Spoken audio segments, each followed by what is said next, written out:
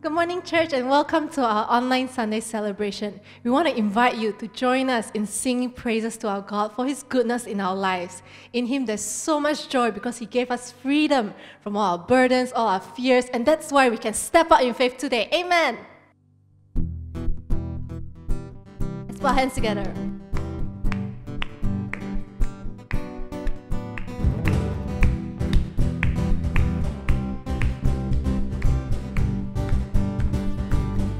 Step out of the shadows, step out of the grave,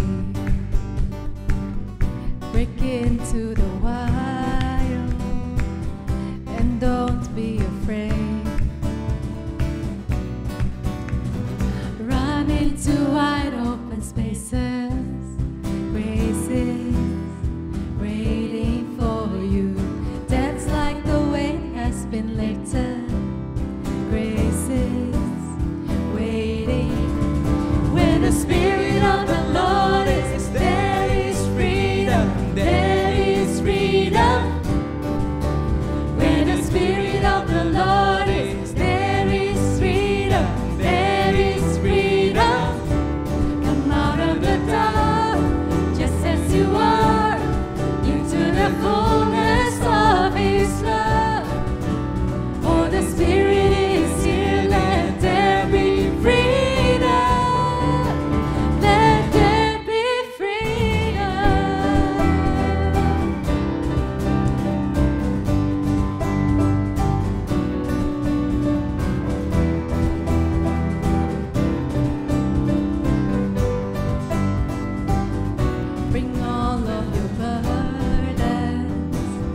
Bring all of your scars.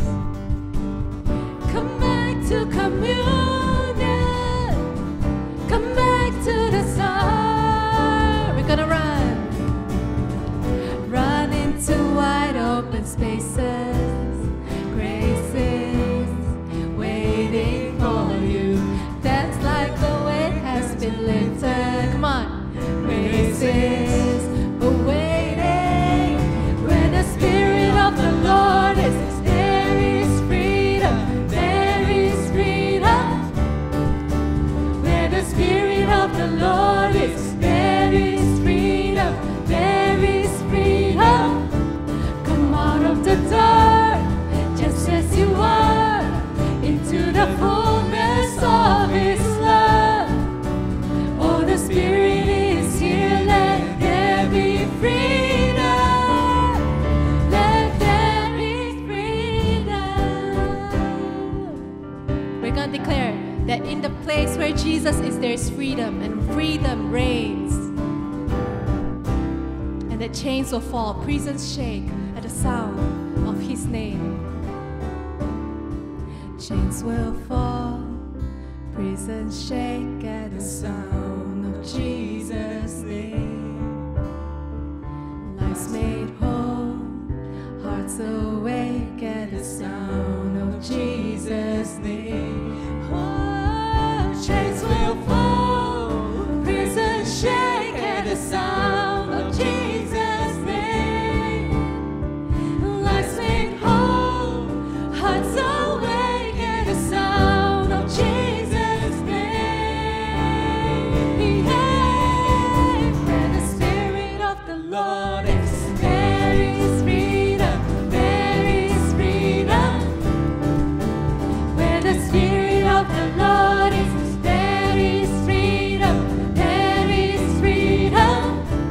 Come out of the dark, just as you are, into the fullness of His love. Oh, the Spirit is here. Let there be freedom. Let there be freedom.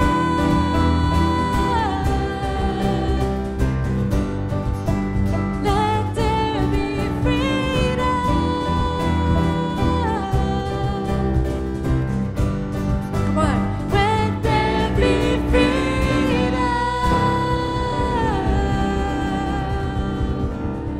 Hallelujah. Freedom reigns where Jesus is. And so the chains will fall, prisons shake at the sound of Jesus. Lives made whole, hearts awake at the sound of Jesus' name. One more time. Chains will fall, prisons shake at the sound of Jesus' name. Lives made whole, hearts awake at the sound of Jesus' name.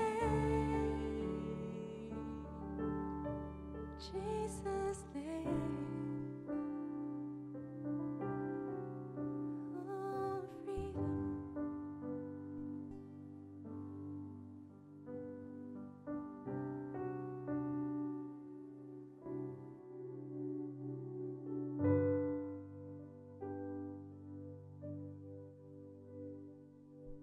Terima kasih Tuhan. Terima kasih untuk pelepasan, kebebasan Kau berikan pada kami Tuhan. Pada saat ini kami mau datang untuk terus menyenangkan hati-Mu. Ini hati kami Tuhan, ini hidup kami Tuhan.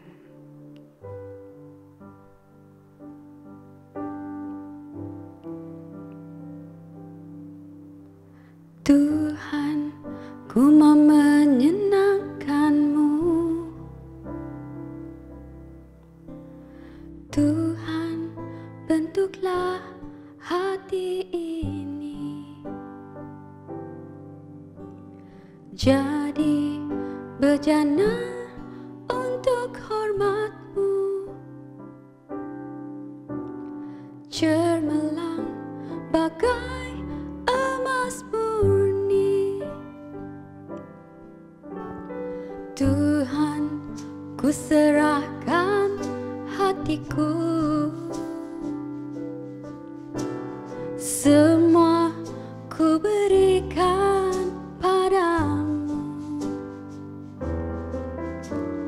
Kuduskan agar tulus selalu, agar aku menyenangkan-Mu, menyenangkan-Mu, senangkan-Mu. Hanya itu kerinduanku, menyenangkan-Mu, senangkan hati-Mu. Hanya itu kerinduanku.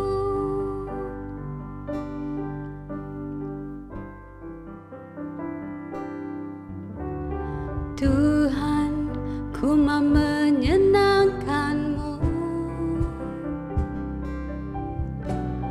Tuhan, bentuklah hati ini jadi bejana untuk hormat-Mu, amelang bagai emas murni. Tuhan, ku serahkan hatiku, semua ku berikan padamu. Kuduskan agar tulus selalu, agar aku menyenangkan-Mu, menyenangkan-Mu, senangkan-Mu. Hanya itu kerinduanku, oh, menyenangkan-Mu, senangkan hati-Mu.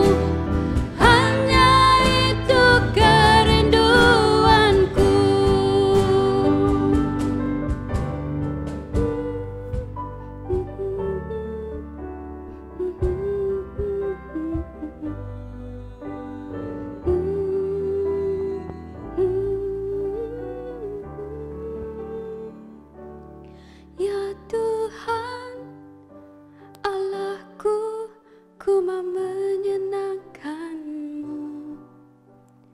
Itulah kerinduanku.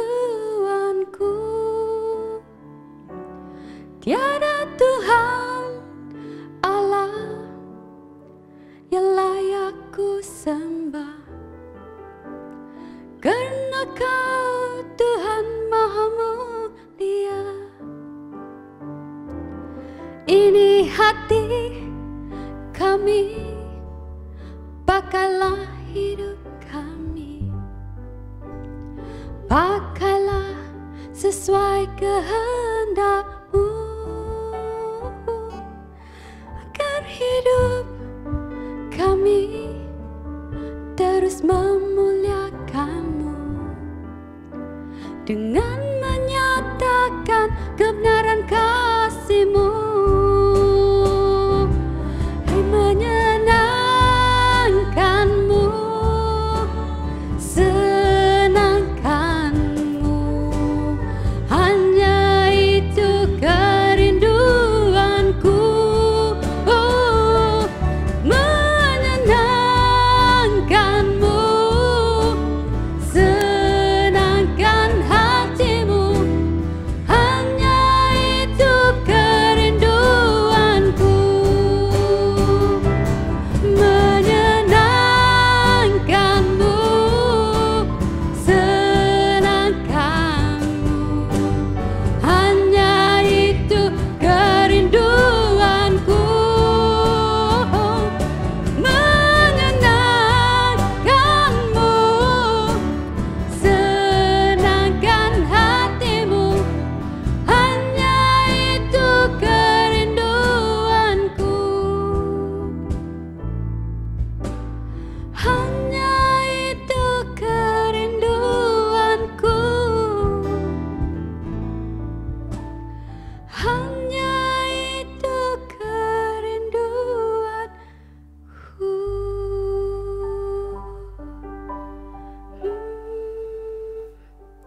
Terima kasih Tuhan. Terima kasih Bapa. Pakailah hidup kami Tuhan menjadi alat yang menyenangkan hati-Mu Tuhan. Terima kasih Bapa. Haleluya, haleluya. Di dalam nama-Mu kami berseru, amin.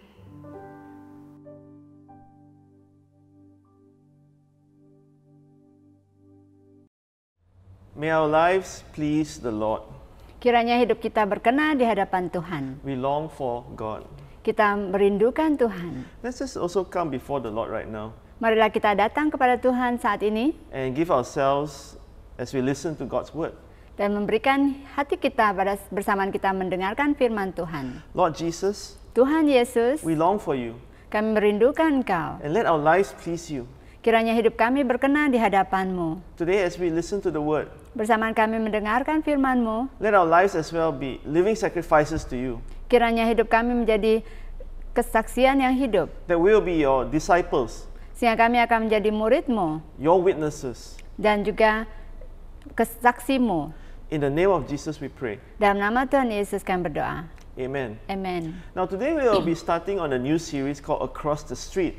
Hari ini kita akan memulai siri khotbah yang baru yang berjudul Menyeberang Jalan. Now, God's heart is for the world, Hati Tuhan adalah untuk dunia, but we don't have to go far to touch people. tetapi kita tidak perlu pergi jauh untuk menjangkau jiwa-jiwa. It can be as simple as starting with those just across the street. Kita boleh memulai dengan mereka yang berada di seberang jalan. And in this new series that we'll be starting today, we'll be talking about Jesus' encounter with a Samaritan woman. Dan pada hari ini kita akan membahas dalam firman Tuhan di mana Yesus bertemu dengan wanita Samaria. And how Jesus' encounter with this Samaritan woman brought a change not just in the woman's life, but in the whole village. Di mana hubungan dan pertemuan Yesus dengan wanita Samaria ini mengubahkan kehidupan wanita ini dan juga seluruh kampung tersebut. Now today's passage is taken from John chapter 4 verses 1 to 15, but I'll focus on verse 1 to 9. Khotbah pada hari ini fokus pada Yohanes 4 ayat 1 sampai 15, tapi kita akan melihat lebih kepada ayat 1 sampai 9. But we'll read the whole passage for the context. Tetapi John kita chapter akan- 4, verses 1 to 15. Yohanes 4 ayat 1 sampai 15. Now Jesus learned that the Pharisees had heard that he was gaining and baptizing more disciples than John, although in fact it was not Jesus who baptized, but his disciples. So he left Judea and went back once more to Galilee. Ketika Tuhan Yesus mengetahui bahwa orang-orang Farisi telah mendengar bahwa ia memperoleh dan membaptis murid lebih banyak daripada Yohanes, meskipun Yesus sendiri tidak membaptis melainkan murid-muridnya, ia pun meninggalkan Yudea dan kembali ke Galilea. Now he had to go through Samaria, so he came to a town in Samaria called Sychar, near the plot of ground Jacob had given to his son Joseph. Jacob's well was there, and Jesus, tired as he was from the journey, sat down by the well. It was about noon. Ia harus melewati daerah Samaria, maka sampailah ia ke sebuah kota di Samaria bernama Sychar, dekat tanah yang diberikan Yakub dahulu kepada anaknya Yusuf. Di situ terdapat sumur Yakub. Yesus sangat letih dalam perjalanan, karena itu ia duduk di pinggir sumur itu. Hari kira-kira pukul 12 petang. When the Samaritan came to draw water, Jesus said to her, "Will you give me a drink?" His disciples had gone into the town to buy food. The Samaritan woman said to him, "You are a Jew, and I am a Samaritan woman. How can you ask me for a drink?" For Jews do not associate with Samaritans. Maka datanglah seorang perempuan Samaria hendak menimba air, kata Yesus kepadanya, "Berilah aku minum, sebab murid-muridnya telah pergi ke kota membeli makanan." Maka kata perempuan Samaria itu kepadanya, "Masakah engkau seorang Yahudi minta minum kepadaku seorang Samaria, sebab orang Yahudi tidak bergaul dengan orang Samaria." Jesus answered her, "If you knew the gift of God and who it is that asks you for a drink, you would have asked him, and he would have given you living water." "Sir," the woman said, "you have nothing to draw with, and the well is deep. Where can you get this living water? Are you greater than our father Jacob, who gave us the well and drank from it himself, and did also his sons and his livestock?" Jawab Yesus kepada mereka, "Jikalau engkau tahu tentang karunia Allah dan siapakah dia yang berkata kepadamu, berilah aku minum, niscaya engkau telah meminta kepadanya dan ia telah memberikan kepadamu air hidup." Kata perempuan itu kepadanya, "Tuhan, engkau tidak mempunyai timba dan sumur ini amat dalam. Di manakah engkau memperoleh air hidup itu? Adakah engkau lebih besar daripada bapa kami Yakub yang memberikan sumur ini kepada kami, yang telah minum sendiri dari dalamnya, ia serta anak-anaknya dan ternaknya?" Jesus answered, "Everyone who drinks this water will be thirsty again, but whoever drinks the water I give them will never thirst. Indeed, the water I give them will become in them a spring of water welling up to eternal life." The woman said to him, "Sir, give me this water so that I won't get thirsty and have to keep coming here to draw water." Jawab Yesus kepadanya, "Barang siapa minum air ini, ia tidak akan haus lagi, tetapi barang siapa minum air yang kuberikan kepada dia tidak akan haus untuk selama-lamanya. Sebaliknya, air yang akan kuberikan kepadanya akan menjadi mata air di dalam dirinya, yang terus-menerus memancar sampai kepada hidup yang kekal." Kata perempuan itu kepadanya, "Tuhan, berikanlah aku air itu, supaya aku tidak haus dan tidak usah datang lagi ke sini untuk menimba air." I moved to my neighborhood about 5 years ago, Saya berpindah ke kawasan kejiranan saya 5 tahun yang lalu. and it has always been my desire to get to know my neighbors. Saya selalu ingin berhubungan dengan jiran saya.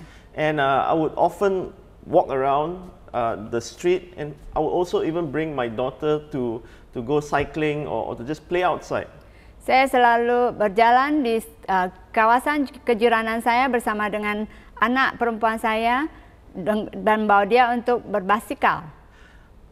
But no one ever came out of their houses. Saat itu tidak banyak orang yang keluar dari rumah mereka. But a breakthrough came recently.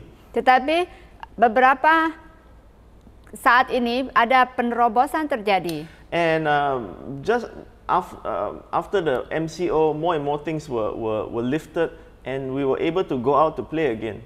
Dan setelah kawalan pergerakan diperlonggarkan, banyak orang mulai keluar untuk bermain. And then more and more of the neighbors, they came out, they brought their children out.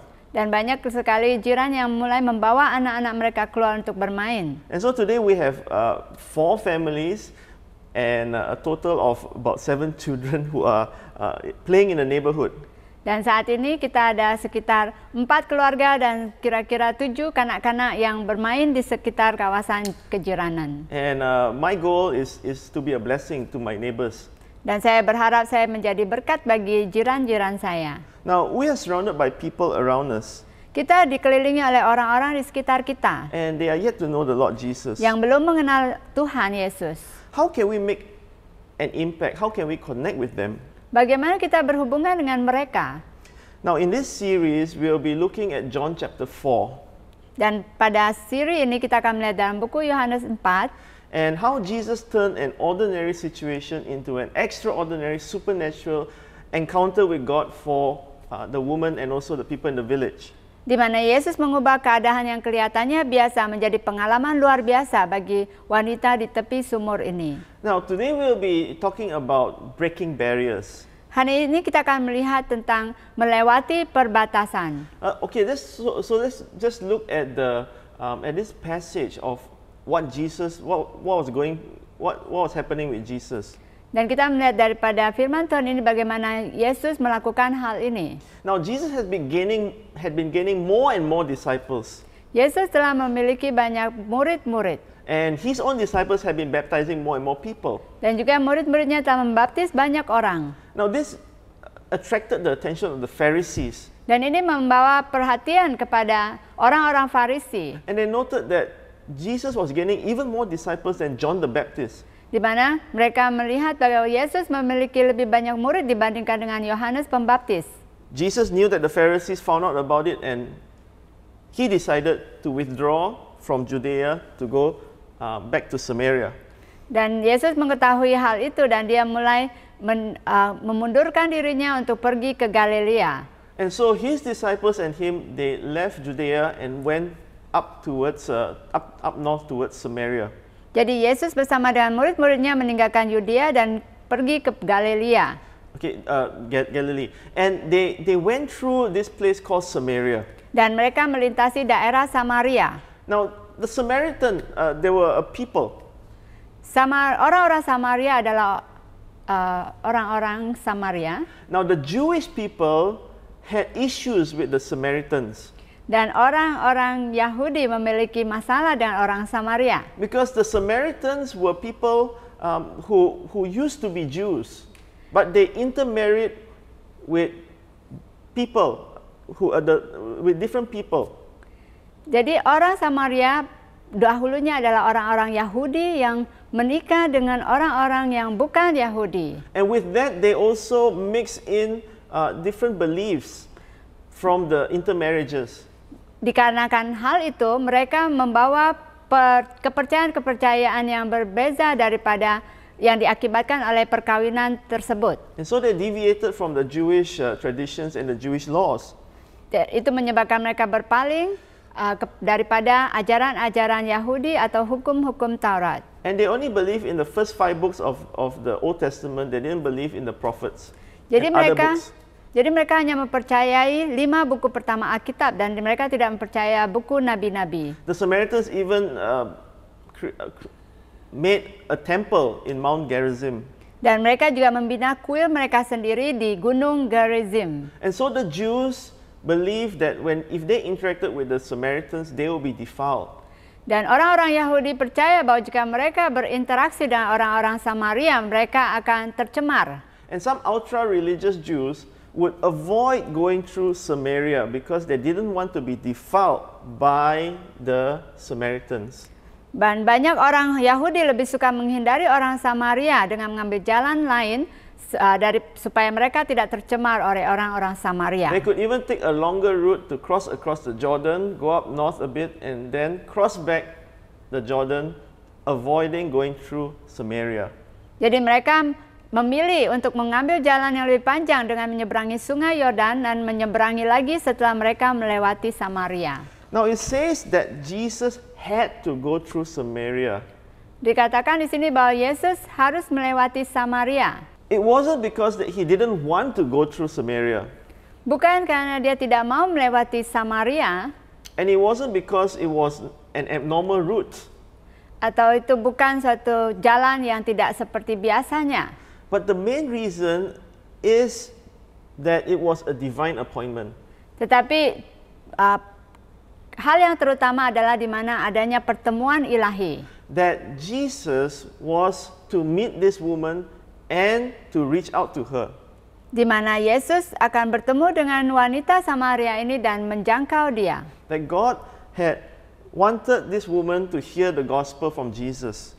Di mana Tuhan menginginkan wanita Samaria ini mendengarkan firman Tuhan daripada Yesus.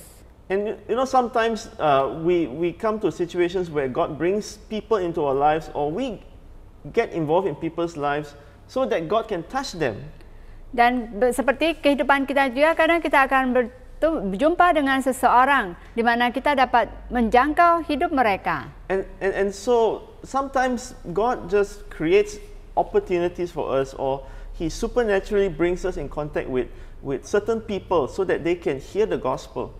Dan kadang Tuhan meletakkan kita dalam pertemuan yang luar biasa di mana tanpa kita sadari kita bertemu mereka karena Tuhan memiliki tujuan agar kita dapat menjangkau hidup mereka. And even us, ourselves, can you remember the time when somebody came to you? It was God's eyes on you that He brought that person into your life so that you can hear the gospel. Begitu juga dengan pengalaman kita sendiri. Kalian masih ingat bagaimana Tuhan membawa seseorang datang ke dalam kehidupan kamu sehingga Tuhan dapat menjamah hidup kamu melalui orang tersebut. So God uses normal situations to bring supernatural results. Jadi Tuhan menggunakan keadaan yang biasa menjadi suatu pengalaman yang luar biasa. Now the next part of this message will be about breaking barriers. Jadi poin yang kedua daripada khotbah pada hari ini adalah melewati perbatasan. So Jesus, when He went through Samaria, He came to a town called Sychar. Jadi pada saat Yesus sampai di sebuah kota Samaria bernama Sychar, And this is a historical site. ini adalah tempat yang bersejarah Historical for both Jews and Samaritans. bagi orang Yahudi dan orang Samaria. And the reason was because it's mentioned in Genesis, and it's also a place where you can find Jacob's well. Di mana tempat itu kamu akan menemukan sumur Yakub. And so Jesus stopped there. Jadi Yesus berhenti di sana. It was noon, afternoon, Dan itu sekitar pukul 12. and it was hot. Dan itu hari sangat panas saat itu. Jesus was thirsty from walking. Dan Yesus haus karena perjalanan yang panjang. And then a woman came to the well for water. Dan seorang wanita Samaria datang ke sumur tersebut untuk menimba air. Now, a well is a place not just for drawing water, but also a place of socializing for women. Sumur adalah tempat bukan hanya menimba air, tapi juga tempat di mana banyak wanita-wanita akan bersekutu di sana. And women would not come at noon. They will come in the evening when it's cooler, because noon is very hot. Dan wanita biasanya datang pada petang di mana tidak terlalu panas, bukan pada siang hari. And when the women came, they would be talking with one another, catching up with one another, with the latest gossips as well. Dan pada saat wanita berkumpul, mereka akan bercerita dan mungkin ada gosip terkini. But this Samaritan woman came on her own to the well. Dan tetapi wanita Samaria datang sendiri ke sumur ini, When nobody else was supposed to be there, di mana tidak ada orang di sana because it was too hot. karena sangat panas. The reason Disebabkan could be because she was avoiding others. mungkin karena dia mau menghindari diri dia daripada wanita-wanita lain. Because later in this passage we find that she had a sinful lifestyle, a bad reputation in the town. Dan kita dapat lihat dalam firman berikutnya di mana dia memiliki reputasi yang tidak baik di kotanya. And so Jesus asked her for water. Jadi Yesus meminta air daripada dia. He was genuinely thirsty. Dia benar-benar haus. He could not get the water himself because the well was very, very deep, and you needed bucket, a rope to to bring the bucket down and draw the water out. Jesus didn't have all those. Karena sumur itu sangat dalam, jadi kalau Yesus memerlukan timba dan juga tali agar dia dapat menimba air itu keluar, tapi Yesus tidak memilikinya. Moreover, his disciples had went to town to buy food. Dan murid-muridnya keluar kota untuk membeli makanan. But here's a question. Jesus sent 12 disciples to buy food for 13 people, including himself. Tetapi ada pertanyaan, Yesus mengantar 12 muridnya untuk membeli makanan. Couldn't he have just sent some of them to buy the food? Why did he send all 12 of them? Mengapa Yesus menghantar 12? Kenapa dia tidak hanya mengantar 2 atau 3 orang saja? Could it be the reason that it was so that he could connect with this woman and have private conversation with her? Mungkin kan karena dia perlu mengadakan perbincangan pribadi dengan wanita ini? Would this woman have avoided this crowd if they were sitting at the well at that time? Mungkinkah wanita ini akan menghindari mereka jika dia melihat sekumpulan mereka berada di tepi sumur tersebut? So Jesus asked for a drink. Give me Jadi water. Yesus meminta minum.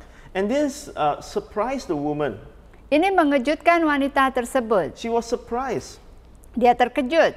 because she said, "You are a Jew, I am a Samaritan. You are a man, I'm a woman. And you are talking to me, you're asking me for water?"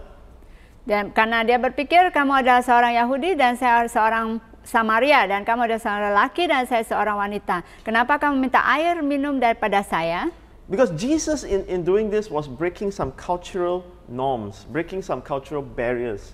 Karena apa yang Yesus lakukan ini melewati perbatasan norma ataupun budaya. Jews and Samaritans don't mix. Karena orang Yahudi dan orang Samaria tidak berinteraksi. That's racial. Karena itu rasis. And there's also religious. Dan juga berdasarkan perbedaan agama. And also, Jesus was a man, she's a woman. Dan juga Yesus adalah seorang lelaki dan dia seorang perempuan. They don't normally interact, men and women. Mereka biasanya tidak berinteraksi. If you visit the Middle East, you'll find that there are some areas where only men can be there, only women can be there. Di mana jika kamu pergi ke Timur Tengah, kamu akan melihat bahwa ada pembatasan antara lelaki dan perempuan, mereka tidak biasanya berinteraksi bersama. And if this woman were to give water to him, she would maybe defile the water that she is touching. You know, nowadays we touch things and it may infect something, right? So the belief was that food or drink could be defiled if somebody who is sinful touches it. Jadi ada kepercayaan di mana minuman atau makanan yang disentuh oleh seseorang itu dapat menyebabkan makanan atau minuman itu menjadi tidak halal. And then if she were to give this to him, then he will be defiled too. Dan jika dia memberikan minuman kepada Yesus, maka Yesus menjadi tercemar. Now what she didn't know is that things that touch Jesus become clean, not the other way around. Tetapi apa yang dia tidak tahu adalah apa yang dijamah atau disentuh oleh Yesus akan menjadi suci dan kudus. Jesus broke many barriers at that time, Yesus melewati banyak sekali halangan atau batasan so she could reach this woman. sehingga dia dapat menjangkau wanita ini. So today we'll be talking about breaking barriers. Jadi hari ini kita akan membahas tentang melewati perbatasan. There are barriers that exist between us and other people. Ada banyak sekali batasan atau halangan antara kita dan orang lain. And when we have these barriers actually cause us to either withdraw or to attack.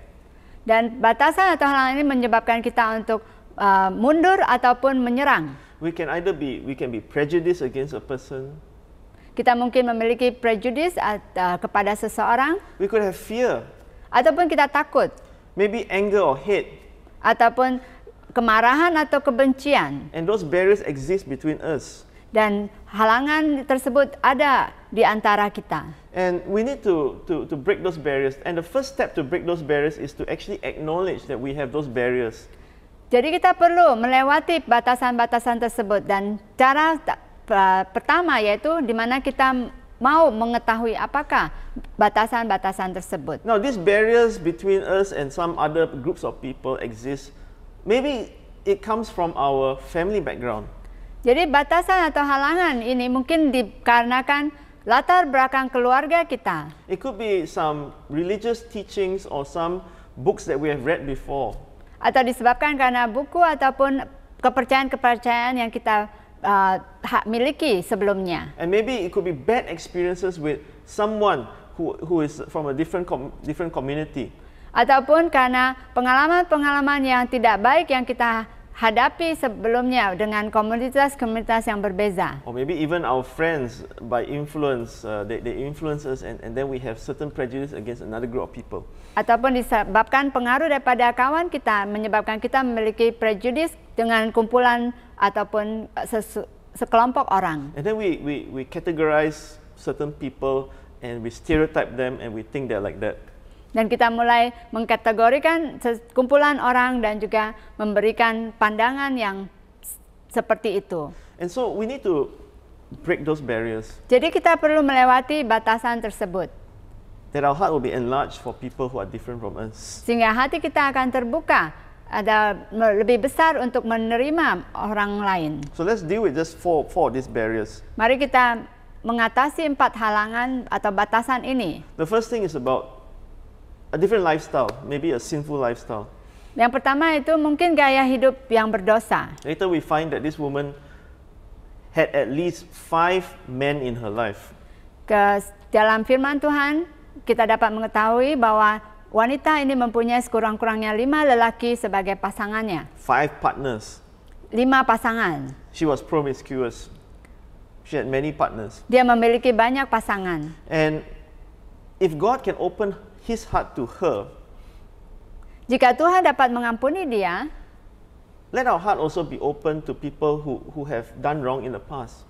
Marilah kita juga membuka hati kita untuk orang-orang yang mungkin bersalah terhadap kita sebelumnya. When I was living in Penang many years ago, our church we came into contact with somebody who was a cross-dresser. He was a man but he dressed as a woman. Pada saat saya tinggal di Penang, kami berjumpa dengan lelaki yang mau menjadi wanita. And the way he made a living was to sell his body to other men.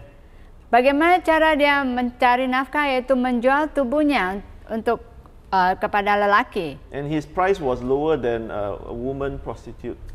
Dan harganya kurang daripada wanita-wanita tunasusila. And so me and my pastor, my pastor invited me to go and meet up with him. Dan saya dan pastor saya berjumpa dengan dia. My pastor wanted to protect himself in case of false accusations. Karena pastor saya mau melindungi dia supaya dia tidak disalahkan. Okay, and so we visited him. We even provided some finances for him to help him with his living. He didn't have a place to stay. Kami berusaha membantu dia dan bahkan untuk menyediakan tempat bagi dia untuk tinggal. We encouraged him, we prayed with him, we shared the gospel with him. Kami mendorong dia dan berdoa bagi dia dan juga mengkongsikan firman Tuhan, Injil kepada dia juga. Now his life didn't change and later somehow he moved on and disappeared from the scene. Akhirnya kehidupan dia tidak berubah dan hilang daripada radar kami. But by looking at his lifestyle, by getting to know him more, it opened my eyes to another pocket of society. Tetapi dengan pengalaman ini, Tuhan membuka hati saya untuk melihat sisi kehidupan orang lain. And there are many people who are around us who have different lifestyles. Banyak orang memiliki gaya hidup yang berbeza dengan kita. Let's not judge them by their looks, or what they put on their bodies, or whether they are cross-dressing, or the past that they have. Let's open our hearts and see them as God's treasure, that God wants to touch their lives. Jangan kita menghakimi seseorang dengan apa yang dapat kita lihat dari mereka, cara mereka berpakaian, apa yang mereka lakukan, ataupun bagaimana kehidupan mereka. Karena Tuhan mengasihi kita. Now so first thing is sinful lifestyle. Another thing was the ethnicity. Jews and Samaritans do not associate with one another. Jadi pertama yaitu gaya hidup, yang kedua adalah etnik, di mana orang Yahudi tidak bergaul dengan orang Samaria. Now, we say that Malaysia is a multiracial country. Kita mengatakan bahwa Malaysia memiliki suku bangsa yang berbeza-beza. But there are a lot of people who will not go beyond our own ethnicity. Although we may talk with people outside in the business setting, but when it comes down to real friendships, we don't have much of those. Tetapi sebilangan daripada kita mungkin tidak pernah bergaul dengan orang yang berlainan etnik. Mungkin kita hanya bergaul sebatas perniagaan saja, tapi tidak lebih dalam daripada itu. And many people are still suspicious of people of different ethnicities. Dan mungkin ada beberapa orang yang memiliki prasangka terhadap beberapa suku bangsa atau etnik. Growing up in school, we have many jokes of I'm a Chinese, so the Chinese, there are some jokes against the Chinese, some jokes against the Indians, some jokes against the Malays. Dan di dalam pengalaman saya sebagai di sekolah dulu, ada banyak lelucon yang dinyatakan tentang orang-orang Cina, orang-orang Malay, orang-orang India. And those days we could laugh about it. Saat itu kami akan tertawa tentang hal tersebut. But those prejudices are actually real. Sebenarnya prejudis tersebut sangat nyata. And sometimes we can have those prejudices against other groups of people. Dan kadang kita memiliki prasangka yang seperti itu. And a lot of times, for example, like interracial marriages are frowned upon by some people as well. Dan kadang contohnya perkawinan antar etnik atau suku bangsa akan menjadi bahan perbincangan orang-orang juga. Now let me tell you, in God's eyes, there are only two groups of people. Di dalam mata Tuhan hanya ada dua kumpulan orang, The saved and the unsaved. yaitu orang yang telah diselamatkan dan orang yang belum diselamatkan. And as long as somebody is saved, it doesn't matter from which ethnicity they come from.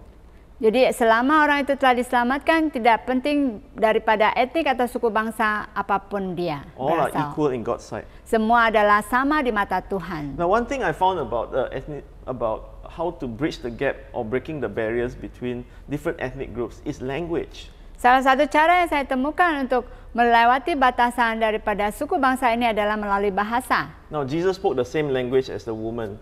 Di mana Yesus menggunakan bahasa yang sama untuk berbicara dengan wanita Samaria ini. It was probably Aramaic. Mungkin adalah mereka menggunakan bahasa Arab.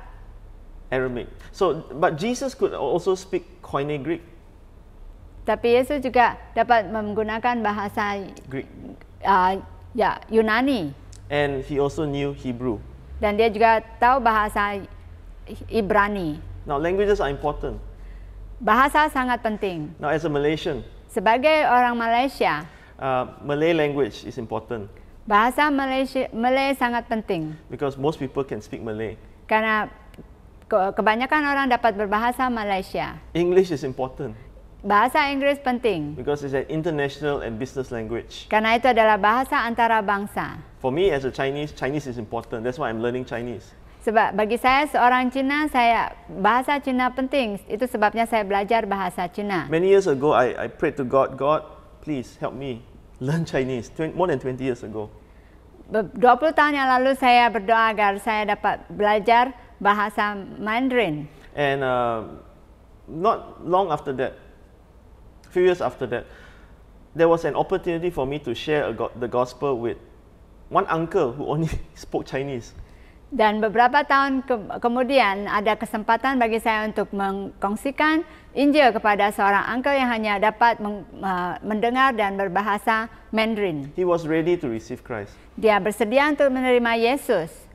So with my broken Chinese, I invited him to receive Jesus, and he received Jesus. Praise the Lord. Dan dengan bahasa Mandarin saya yang cukup saja, saya dapat memimpin dia untuk berdoa, doa orang berdosa untuk membawa dia menerima Yesus. So I'm still learning. Tetapi saya masih belajar. But language is a very important tool. Tetapi bahasa adalah alat yang utama. So with ethnicity, with different groups of people in our nation, let's open our eyes and widen our heart for different groups.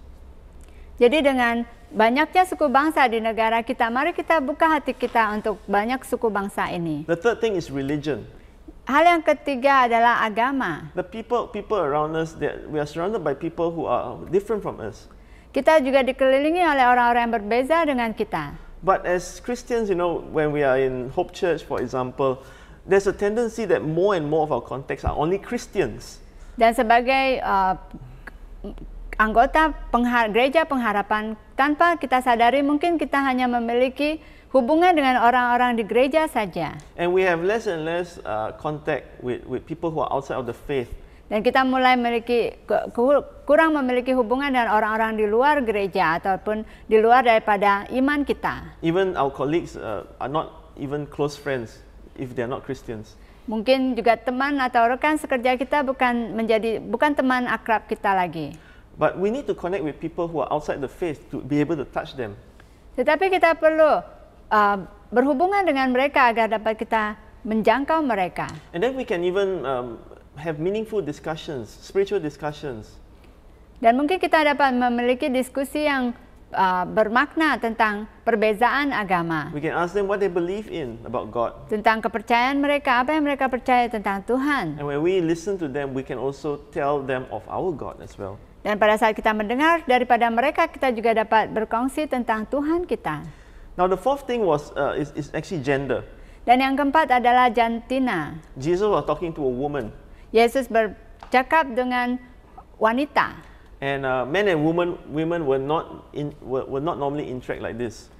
Pada masa itu wanita dan pria, lelaki tidak berhubungan seperti ini. Now, if you are interacting with somebody of the opposite gender, jika kamu berhubungan dengan orang yang berbeza jantina, let's do it with absolute purity and respect of the other person. Mari kita melakukannya dengan kesucian dan juga hormat dalam hubungan tersebut. Especially if you're a man. Terutama sekali jika kamu adalah seorang lelaki. To treat women, you be a gentleman. Dan pada saat kamu memperlakukan wanita, haruslah menjadi lelaki yang lembut. Notice how Jesus was respectful to her. Di mana Yesus juga hormat terhadap wanita tersebut. How gentle Jesus was to her, but firm as well. Di mana Yesus lembut dan juga tegas terhadap dia. And so as men, we don't take advantage or we don't treat women in a negative way. Jadi sebagai lelaki kita tidak memperlakukan wanita dengan cara yang salah. And if you're married, talk about your wife as well if you're talking to a woman. Dan jika kamu sudah berkawin sebagai seorang lelaki, kamu perlu memberitahu istri kamu. So that you draw the lines that you're a faithful husband. Jadi di mana kamu memiliki batasan bahwa kamu adalah suami yang setia. And we can even say that if you're not married yet, you can say that I'm looking for a Christian husband wife. Dan jika kamu belum berkawin, mungkin kamu boleh mengatakan bahwa kamu mencari lelaki atau wanita atau suami atau istri seorang Kristen. Tell them why. Katakan kepada mereka kenapa. Because you want to honor God. Karena kamu mau berkenan di hadapan Tuhan. Because as a family, you want to share with the person who is closest to you. Share your faith with the person that is closest with you, the most intimate person in the world. You want to share your faith with them because God is number one in your life. Karena kamu boleh beritahu pada bagian karena di dalam sebuah keluarga di mana suami istri adalah hubungan yang paling intim dan kita mau berbagi atau berkongsi iman kita kepada satu sama lain. So let's break down all these barriers that exist. Mari kita melewati semua halangan atau batasan ini. Now Paul in the New Testament in 1 Corinthians, Paul is somebody who broke barriers. Paul adalah seseorang yang melewati batasan atau halangan. From a Jewish religion, it started with the Jewish people. Di mana dia mulai memiliki hubungan dengan orang-orang Yahudi. But he realized that this faith is not just for Jews. Tetapi dia menyadari bahwa iman ini bukan hanya untuk orang-orang Yahudi. It's for the whole world. Tetapi untuk semua bangsa. And so he broke some of the mentality. Dan dia mulai melepaskan diri dia daripada cara pikir yang salah. And with that, the gospel reached the whole world. Disebabkan karena itu, Injil menjangkau seluruh dunia. 1 Corinthians 9:20-21. To the Jews I became like a Jew to win the Jews. To those under the law I became like one under the law, though I myself am not under the law, so as to win those under the law. To those not having the law I became like one not having the law, though I am not free from God's law, but am under Christ's law, so as to win those not having the law. To the weak I became weak to win the weak. I have become all things to all people, so that by all possible means I might save some.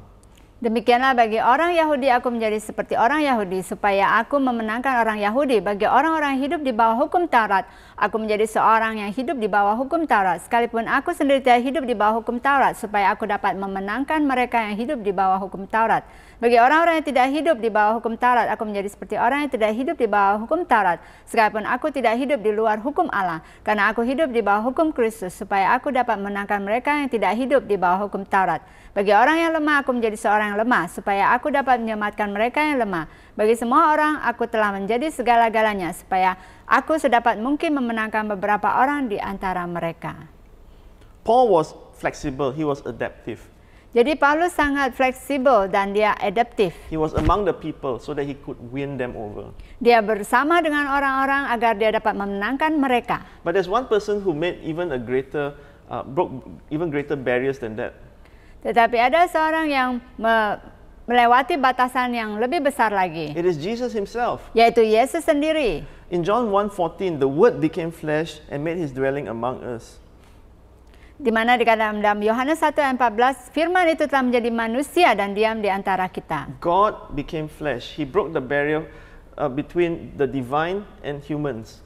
Di mana Yesus telah menjadi manusia dan dia melewati batasan daripada seorang ilahi kepada manusia. Jesus dwelt among us Yesus tinggal dan diam di antara kita, so that he could save us. sehingga dia dapat menyelamatkan kita. We are dwelling among people in our community. Kita mau diam di antara community yang ada di sekeliling kita. God has put us there so that we can also win some for him. Tuhan telah meletakkan kita di sana agar kita dapat memenangkan mereka bagi Tuhan. Across the street, Menyeberang jalan, across the different cubicles in our workplace, melewati tempat-tempat kerja kita, across the classrooms, mungkin melewati kelas-kelas, across the Zoom rooms.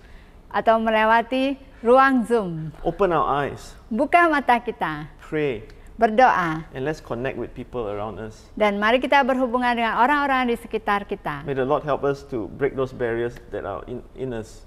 Kiranya Tuhan membantu kita untuk melewati batasan-batasan yang ada di dalam diri kita, So that we'll see the harvest that is around us. sehingga kita dapat melihat tuaian-tuaian di sekeliling kita. Let's pray. Mari kita berdoa. Father in heaven, Bapa di surga, we thank you for this encounter that Jesus had with the Samaritan woman. kami berterima kasih karena pengalaman Yesus dengan wanita Samaria. And it shows your tender loving care for people who are lost. Ini menunjukkan belas kasihan-Mu dan kasih-Mu kepada orang-orang yang terhilang. Somebody who is so sinful like this woman that you have even had your eye on her. Walaupun orang yang berdosa seperti wanita Samaria ini, tapi kamu masih memiliki hati dan mata kamu tertuju kepada dia. And Lord, when we were still sinners, you had your eye on us as well. Dan pada saat kami masih berdosa, Engkau juga matamu masih juga tertuju kepada kami. And just as you have shown mercy to us, help us, O God, Lord, that we will have a heart that is merciful, a big heart for others as well. Bersama Engkau menunjukkan belas kasihan-Mu kepada kami, ajar kami juga untuk memiliki belas kasihan yang sama kepada orang di sekeliling kami. Break the barriers of religion, the barriers of race, the barriers of our judgment against people. Break the barriers of gender, O God. Melewati batasan gaya hidup Tuhan, etnik Bapa, dan juga agama. We will see people as those created in your image. Dan kami dapat melihat setiap orang sesuai dengan gambar dan rupa-Mu. Break our hearts, O God, and break the barriers. Kiranya bantu kami untuk melewati batasan dan buka hati kami. Lord, we also pray for some of our friends who are listening today who are yet to know you. Dan kami berdoa untuk mereka yang mendengarkan saat ini dan belum percaya kepada Engkau. They will also see that your eye is on them. di mana mereka juga melihat bahwa matamu tertuju kepadanya. and that you are drawing them to you closer and closer. Dan Engkau mau membawa mereka mendekat kepada Engkau lebih lagi. Open their hearts, O God. Buka hati mereka, Tuhan. In the name of Jesus we pray. Dalam nama Tuhan Yesus kami berdoa. Amen. Amen. Now we've come to a time of communion. Kita akan sampai kepada masa perjamuan kudus. And time of communion is a time where believers in Jesus, we partake of the communion together so that we can remember Jesus's work on the cross and His resurrection. Jadi perjamuan kudus ini adalah mengingatkan kita tentang pengorbanan Yesus di kayu salib, sehingga kita dapat datang kepada Yesus dengan hati yang terbuka. It also reminds us that Jesus will return. Dan juga mengingatkan pada kita bahwa Yesus akan kembali kedua kalinya. So as we are taking this communion, bersama kita mengambil perjamuan kudus ini, we are proclaiming that Jesus will return. Kita memproklamasikan bahwa Yesus akan kembali. And looking forward to that day. Dan kita menanti-nantikan kedatangannya. And so we have the communion elements, the bread. Dan kita ada roti perjamuan kudus. And the cup. Dan juga cawan. I'll read for you from 1 Corinthians chapter 11. Saya akan bacakan kepada kamu daripada 1 Korintus 11. For I received from the Lord what I also passed on to you. The Lord Jesus, on the night He was betrayed, took bread, and when He had given thanks, He broke it and said, "This is my body, which is for you. Do this in remembrance of me." Sebab apa yang telah kuteruskan kepadamu telah aku terima dari Tuhan, yaitu bahwa Tuhan Yesus pada waktu Ia diserahkan mengambil roti, dan sesudah itu Ia mengucap syukur atasnya. Ia memecahkannya dan berkata, "Inilah tubuhku yang diserahkan bagi kamu. Perbuatlah ini menjadi peringatan akan aku." In the same way, after supper, He took the cup, saying, "This cup is the new covenant in my blood. Do this whenever you drink it in remembrance of me. For whenever you eat this bread and drink this cup, you proclaim the Lord's death until He comes." Demikian juga Ia mengambil cawan sesudah makan, lalu berkata, "Cawan ini adalah perjanjian baru yang dimateraikan oleh darahku. Perbuatlah ini setiap kali kamu minumnya menjadi peringatan akan aku. Sebab setiap kali kamu makan roti ini dan minum cawan ini, kamu memberitakan kematian Tuhan sampai Ia datang." So let's take the communion elements. Mari kita mengambil perjamuan kudus ini. It represents the body and blood of Jesus. Ini mewakili tubuh dan darah Yesus.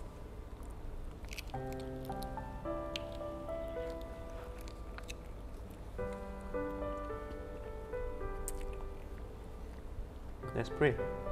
Mari berdoa. Thank you for your work on the cross, Jesus. Terima kasih untuk pekerjaanmu di kayu salib, Yesus. And we partake of this communion together Kami telah mengambil perjamuan kudus ini bersama to remember what you have done for us, untuk mengingat apa yang telah Engkau lakukan bagi kami. but also as united as one body of Christ. Dan juga sebagai satu kesatuan dalam tubuh Kristus. We look forward to the day when you return. Dan kami menantikan kedatangan kamu kedua kalinya. Thank you for your work on the cross, Terima kasih untuk pekerjaanmu di kayu salib. that you save each one of us. Karena Engkau telah menyelamatkan setiap kami. In the name of Jesus we pray. Dalam nama Tuhan Yesus kami berdoa. Amen. Amen. Amen. Stay on for the announcements. Tinggallah untuk masa pengumuman. Have a good day. Memiliki hari yang baik. Hi church, it's good to be online with you this morning. Hai gereja, sangat bersukacita dapat berada dalam talian bersama dengan Anda pagi ini. I trust that you are blessed by the word today. Saya percaya bahwa Anda semua diberkati oleh firman Tuhan hari ini. Let us continue to break barriers that exist between us and others. Mari kita terus melewati batasan yang ada antara kita dan orang lain. As these barriers are broken, let's open our eyes, pray and connect with others. Dengan melewati halangan ini atau batasan ini, mari kita buka mata kita, berdoa, dan berhubungan dengan orang lain. We want to invite you to give. Kami ingin menjemput kalian untuk memberi, Giving is a form of worship to God. karena memberi adalah satu bentuk penyembahan kepada Tuhan. Let us give to Him cheerfully, whether in tithing or offering. Mari kita memberi dengan ceria kepadanya, apakah dalam persepuluhan atau persembahan syukur. You may give via online bank transfer, Sarawak Pay or Maybank QR Pay. Anda boleh memberi melalui transfer bank dalam talian, Sarawak Pay atau QR Pay. Thank you for giving to the Lord faithfully. Terima kasih karena memberi kepada Tuhan dengan setia. Now, as we begin the month of November, do join us for Bible reading plan. Bersamaan kita memulai bulan November, mari bergabunglah dengan kami dalam program pembacaan Alkitab. This month, we are looking into the life of the Apostle Paul. Pada bulan ini kita melihat kehidupan daripada Rasul Paulus. No other man in the New Testament has such an important role in spreading the gospel beyond Jerusalem and to the ends of the earth. Tidak ada orang lain dalam perjanjian baru yang berperan penting dalam menyebarkan Injil di Yerusalem dan ke ujung bumi. So, join us in this 14 days plan as we draw inspiration from the life and teachings of Paul. Jadi sertai kami dalam program 14 hari ini dan mendapat inspirasi daripada kehidupan Paulus. You can download the Bible reading plan from our church website. Anda boleh memuat turun program pembacaan Alkitab daripada web gereja kami. That's all we have for this week's announcement.